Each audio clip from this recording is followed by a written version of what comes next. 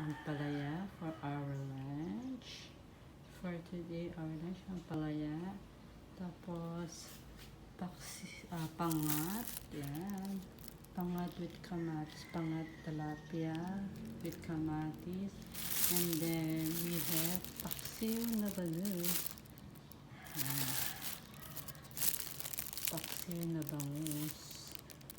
1 minute siya para yan. And then we have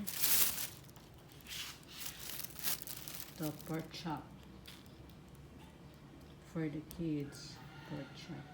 Hindi ko naman natawag sa rice.